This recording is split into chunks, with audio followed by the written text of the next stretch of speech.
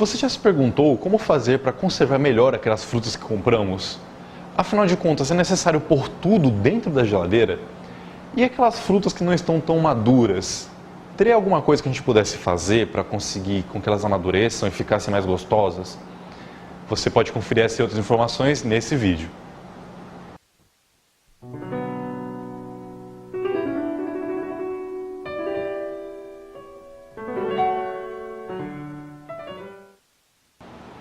Antes de iniciarmos essa videoaula, eu queria dizer que ela é dividida em duas partes.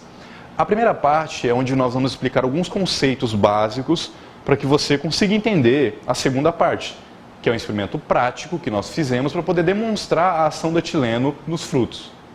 E para nos ajudar a entender melhor sobre como esse fitorregulador é produzido no fruto e na planta, temos aqui o professor Dr. Silva, que vai trazer uma pequena explicação sobre como é a rota metabólica que produz esse hormônio, esse fito-hormônio, este fitorregulador no fruto.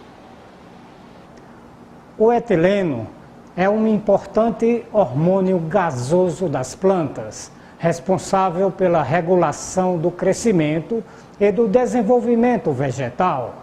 De acordo com as últimas pesquisas, ele é formado nos tecidos vegetais a partir do aminoácido metionina, numa fabulosa rota metabólica. Como se observa no esquema, no início desta rota biosintética, a metionina é convertida a S-adenosilmetionina, o ADOMET, sendo esta reação catalisada pela ADOMET sintetase, utilizando uma molécula de ATP. Assim que o ADOMET é formado, ele é transformado em ACC, ou seja, ácido 1-aminociclopropano 1-carboxílico, por meio de uma enzima denominada ACC sintetase. Finalmente, o ACC é convertido a etileno numa reação aeróbia catalisada pela ACC oxidase. Um evento importante da rota é o ciclo de Young, que explica a manutenção do grupo CH3S da metionina, permitindo assim a continuidade da síntese do etileno. Após o etileno ser produzido, ele viaja pelos tecidos da planta por difusão simples, iniciando o processo de senescência. Nós podemos observar bem esse processo quando observamos o desverdecimento dos frutos. Esse conceito nós vamos explicar a seguir. Bom, mas o que é desverdecimento? E por que não podemos simplesmente dizer que o fruto está amarelando? Para poder explicar isso, vamos entrar um pouco na bioquímica. Os tecidos da planta contêm clorofila e contém também carotenoides. A clorofila é responsável pelo pigmento na cor verde, que é aquele que percebemos com mais intensidade. Os carotenoides também estão presentes nos tecidos do fruto. O fato é que quando o etileno entra nos tecidos, ele inicia o processo de senescência. Um desses processos é a degradação da clorofila. A clorofila é degradada e nós passamos a não ver mais tão intensamente aquele pigmento verde. Então, o verde que estava sobrepondo os carotenoides, que refletem luz no comprimento de onda do amarelo e do vermelho, começa a ficar mais visíveis. A clorofila vai sendo degradada e nós começamos a perceber o amarelo ou o vermelho que já estava presente ali. Por isso nós dizemos em pós-colheita que o fruto está desverdecendo e não amarelando. O etileno, além de modificar a textura dos alimentos e a nossa percepção visual, é capaz também de modificar outro aspecto importantíssimo das frutas em pós-colheita, o sabor. De que forma?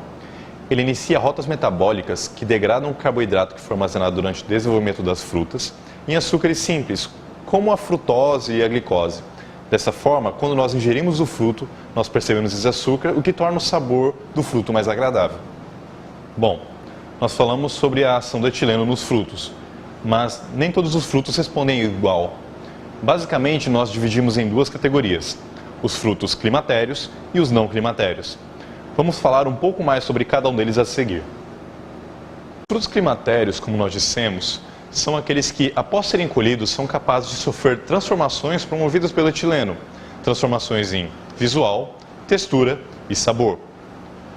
Todo etileno que é produzido pela planta, nós chamamos de etileno endógeno.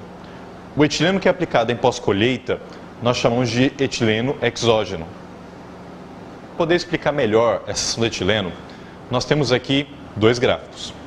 O primeiro mostra a produção de etileno e a respiração do fruto em pós-colheita, onde nós podemos visualizar o pico climatério, que é o que define os frutos climatéricos. O segundo é de um fruto não climatério, onde após serem colhidos eles não continuam o processo de produção de etileno e a respiração deles continua muito baixa. Então, ele é classificado como fruto não climatério.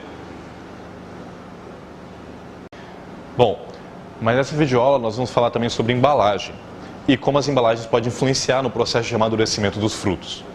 Mas, de que forma a embalagem pode influenciar nisso? Ela pode influenciar tanto acelerando o processo de amadurecimento, quanto retardando o processo de amadurecimento.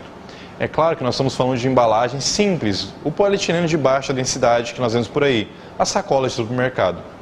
Mas, de que forma essa embalagem pode acelerar ou retardar um processo?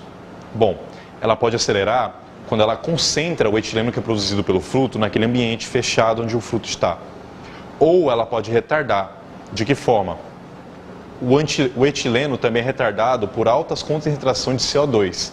Então, se eu tenho um fruto num ambiente onde tem uma alta concentração de CO2, o etileno ele não acontece da forma que era para acontecer, aquela rota metabólica ela é inibida pelo CO2 e o fruto amadurece mais lentamente.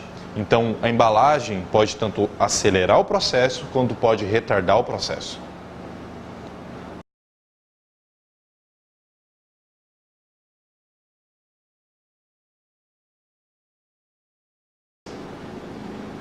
Para a aplicação do etileno, utilizamos a maçã. A maçã é um fruto climatérico que produz muito etileno. Colocamos a maçã na mesma embalagem que os frutos estudados. Para podermos explicar melhor, dividimos o experimento em dois. O primeiro com o fruto climatérico e o segundo com o fruto não climatérico. Ambos tiveram os mesmos tratamentos. O primeiro tratamento foi a banana com a embalagem aberta com a maçã. O segundo, a banana com a embalagem fechada.